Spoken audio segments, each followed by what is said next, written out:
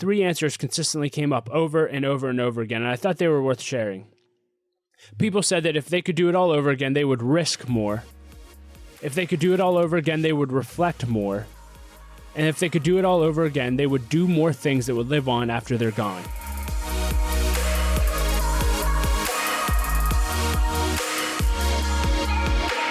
Well, hey, podcast family, and welcome to episode number 288 of the L3 Leadership Podcast, where we are obsessed with helping you grow to your maximum potential and to maximize the impact of your leadership. My name is Doug Smith, and I am your host, and today's episode is brought to you by my friends at Baritone Advisors. If you're new to the podcast, welcome. I'm so glad that you're here, and I hope that you'll enjoy our content and become a subscriber. And if you've been with us for a while, thank you so much for listening. Please, it would mean the world to me if you would leave us a rating and review on whatever app you listen to podcasts through. That really does help us to grow our audience and reach more leaders, so thank you in advance for that. And in today's episode, you're going to hear a personal lesson from me talking all about a leader's legacy. What do you want to be remembered for? If you listen to the past two episodes, we republished some conversations that I had with legendary leaders Passavant and Tunch, Ilkin, who recently both passed. And I really have been thinking a lot about legacy, life, and death, and how we need to live more intentionally. And so that's what today's lesson is all about. And I think it'll really make a profound impact on your life. But before we get into that, just a few announcements. This episode of the L3 Leadership Podcast is sponsored by Baritone Advisors. The financial advisors at Baritone Advisors help educate and empower clients to make informed financial decisions.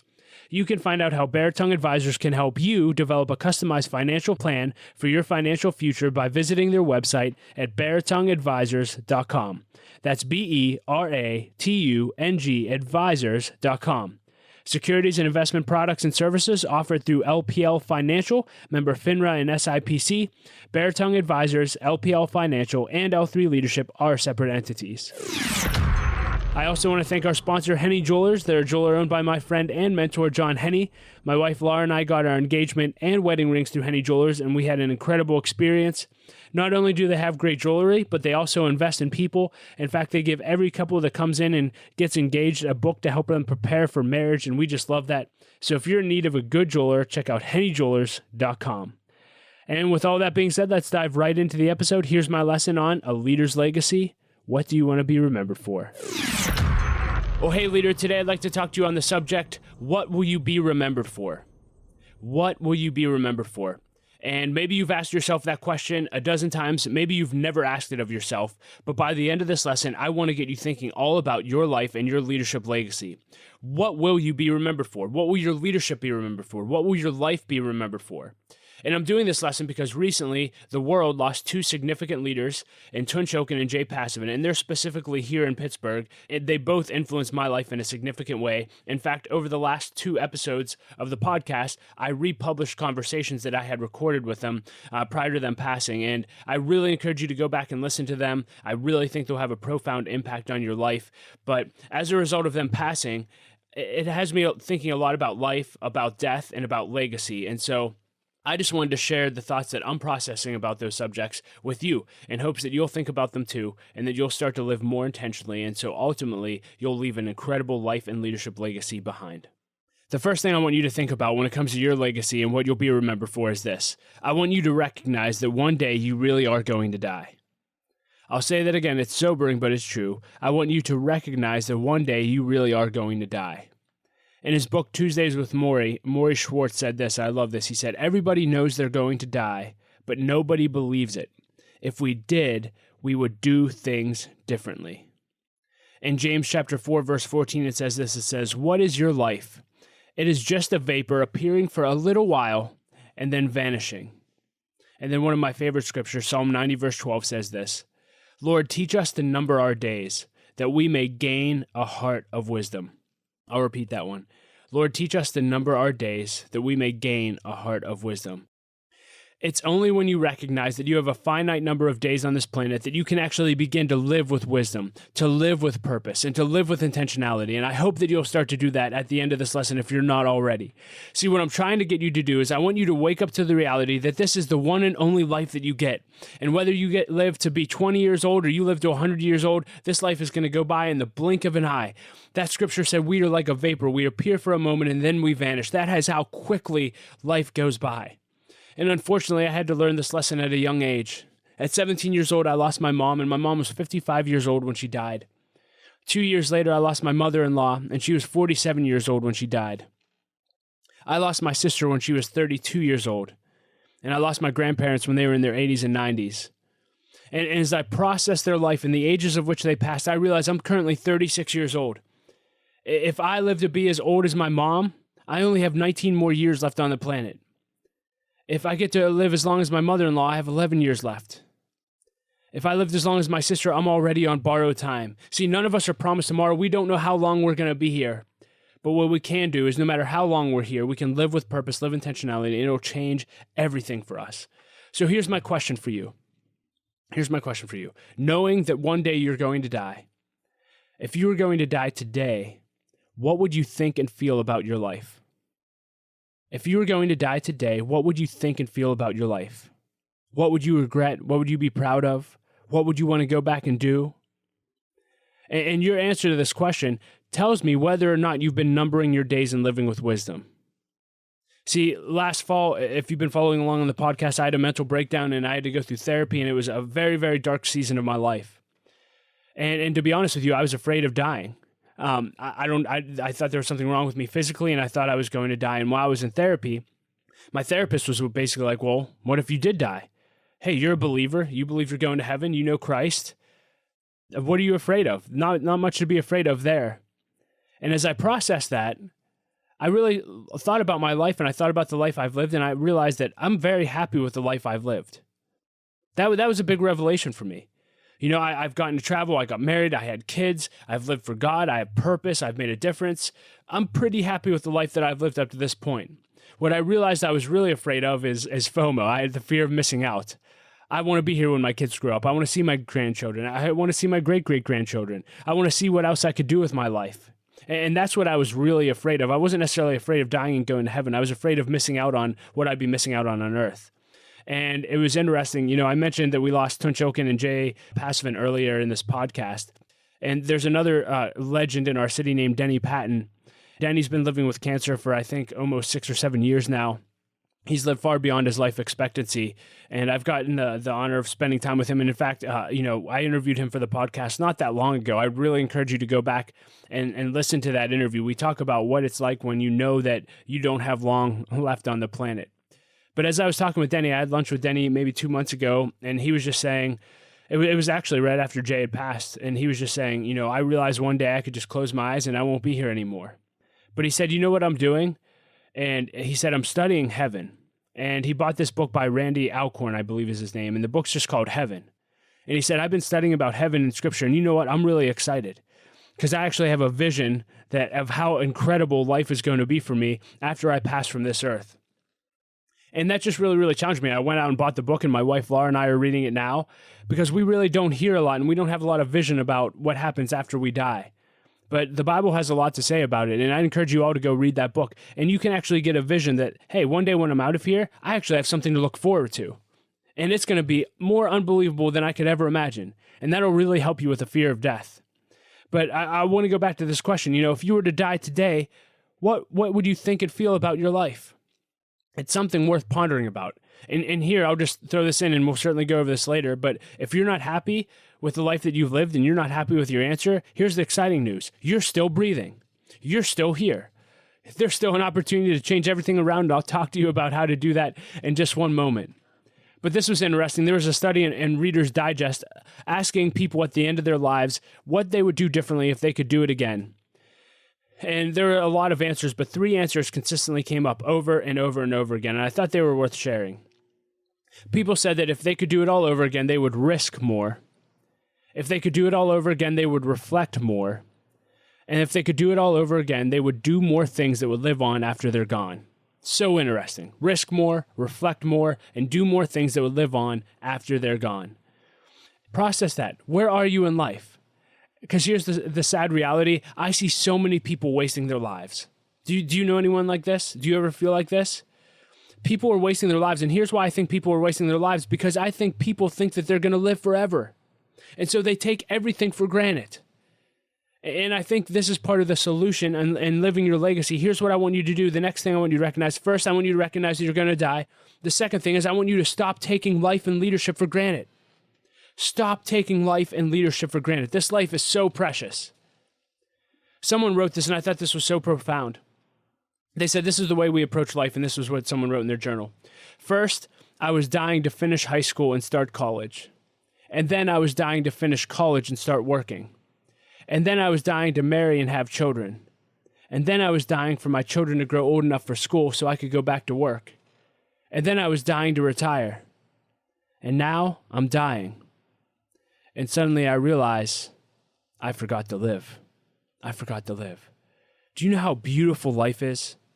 One of my favorite quotes, and again, this is huge to me. Because again, last fall, I mentioned this already. There was times where I thought I was going to die last fall. I didn't think I was going to make it to see the birth of my son. Life is so beautiful. I wake up every day now and like Phil Robertson from Duck Dynasty, I say, thank you, God, for another day on planet Earth. I don't take one breath for granted. I don't take one run for granted. I don't take one smile from my child, one snuggle, one hug, one dinner with my family, one interaction with my workplace teammates. There's a quote I love. It's in a Life is Good book. It said, everything is a once-in-a-lifetime experience. And I think if we could just get that, it would change everything for us. You know, I have a friend who, he's probably in his 60s now, and I was meeting with him, and his wife had gotten cancer, and unfortunately she had passed away. And we were meeting, and he was just processing that, and he said, Doug, you know, we were saving our whole lives, our whole married lives, to travel the world together when we retired. And now I'm about ready to retire, and she's gone.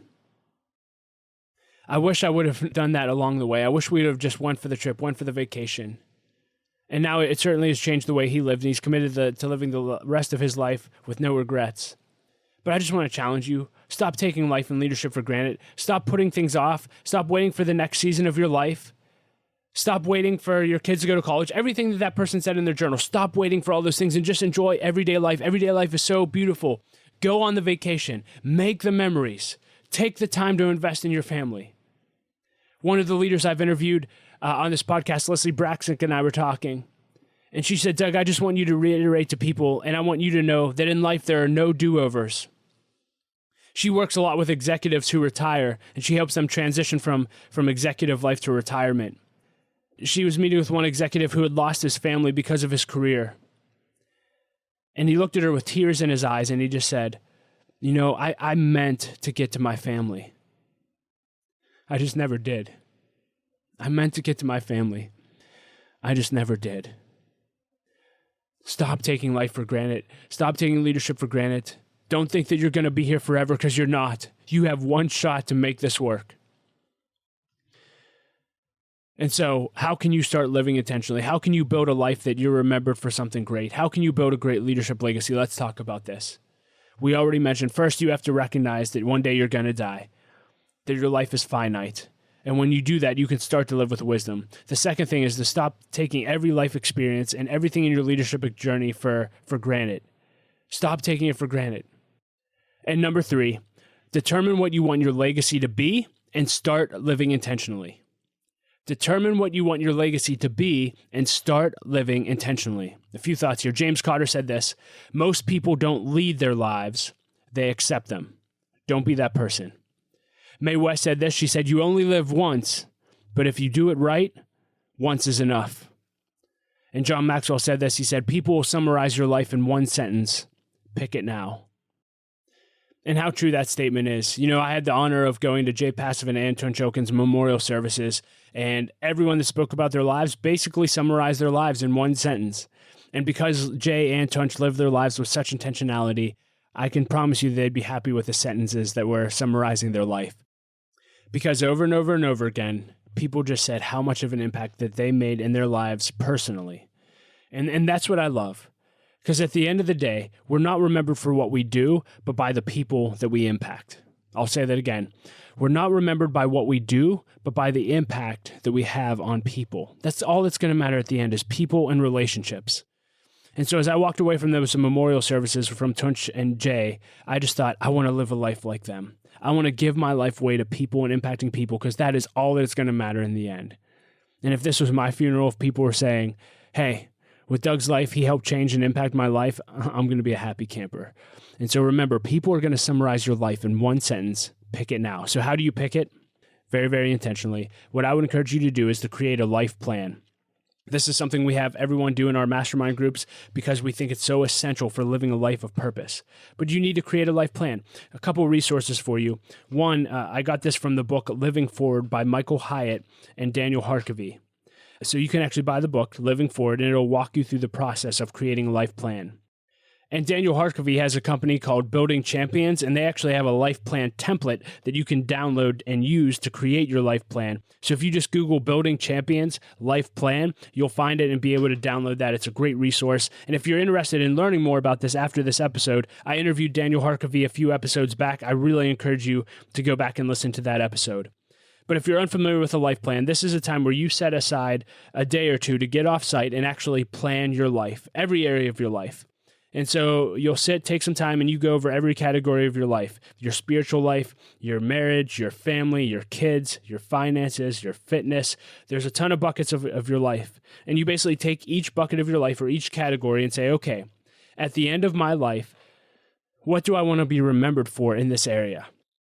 You know, in my marriage, what do I want my wife to be able to say at the end of our lives together at my funeral about the way that I stewarded our marriage and the way that I treated her? What do I want my kids to say? What do I want people to say about the way I handled my finances, or the way I took care of myself physically, or what my walk with God was like? What do I want people to say about that? And you write out statements for each of those categories of life. And then once you do that, and let me just say this, when you're doing this, and again, I'm a person of faith, I really encourage you to pray about every area and hear from God. Because here's what I know, the greatest legacy you'll ever live is the leave behind is the legacy that God intended you to leave behind. God has a beautiful plan for your life, and I tell people this all the time, that you could live 1,000 lives with your own plans, and it would never compare to the one life that God has planned for you. So in all of these areas, what I would encourage you to do is pray, God, what do you want to do through my life, through my family, through my marriage, through my physical life, etc. Follow God and hear from God. That's huge. And so once you actually do that and kind of summarize what you want your life to look like at the end, then you start working backwards and you actually determine your current reality. Okay, if that's what I want my life to look like at the end, if that's what I want to be remembered for, am I actually living in a way right now to achieve those things? If I died today, would my wife say what I want her to say? If I died right now, would my kids say what I want them to say at the end of my life? And if the answer is yes, kudos, keep going, keep building a great life. If the answer is no, then this is your opportunity to change some things. And reality is your friend here. Reality is your friend. So be honest with yourself. And then once you determine your reality, then you simply create a plan with steps that you can take today to start getting you there. And so let's take the area of marriage. And so at the end of your life, you want your wife to be able to say, man, I wouldn't have married anyone else in a million years. God used this man to help me be all that God called me to be and do all that God called me to be. We had the best marriage ever. We've raised kids and now grandkids, and this was just the greatest journey ever. Well, if that's the vision, how did you get there? How do you get there? Well, okay, in order for that to happen, I need to invest in my marriage, and we need to have, weekly or bi-weekly or monthly date nights. We need to read books together on marriage or listen to things. I'm just making things up, but that's how you start to develop a plan. And once you have a plan, now all you have to do is execute the plan. So now you have a list of things that you can do daily, weekly, monthly, and annually to invest in your marriage and build a great life. And that's what you do in every category of your life. Do you see how this can get you living intentionally? It's so important to create a life plan. If you have not done that, please take some time. And if you're married, I use the example of marriage. You do this with your spouse. Create a life plan together. Review it together so you're both on the same page and you're both building an intentional life together. It'll change your life. It'll change your marriage. And so as we close this lesson, here's what I want you to know. I want you to know that one day your life really will be over. And you'll either look back on your life with regret, or you'll look back on your life with a peace and fulfillment that comes from knowing that you did everything that you were supposed to do, and you became everything you were supposed to become. And so I hope as a result of this lesson, from this day forward, you'll be numbering your days so that you can live with wisdom, that you'll never take another day or an experience for granted, that you'll actually create a life plan with your spouse, that you'll follow God all the days of your life, and that you'll live a life of intentionality. A Cherokee proverb said this. It said, "When you were born, you cried and the world rejoiced. May you live your life so that when you die, the world cries and you rejoice." And let me just also add that may you live your life in a way that you hear God say when you're done, "Well done, my good and faithful servant." Thank you for listening. I hope that this caused you to think about your life in a different way. I hope that you start thinking about your legacy and what you want to be remembered for. Start living intentionally. You can change the world. Thank you very much. Well, hey, leader, thank you so much for listening to my lesson on a leader's legacy. I hope that it added value to your life. And you can find links to everything that I discussed in the show notes at l3leadership.org/288. And as always, leader, I want to challenge you that if you want to 10x your growth this year, you really do need to either launch or join your own L3 Leadership Mastermind Group. Mastermind groups have been the greatest source of growth in my life over the last 6 years. And if you are unfamiliar with what they are simply groups of 6 to 12 leaders that meet together for at least 1 year in order to help each other grow, hold each other accountable, and to do life together.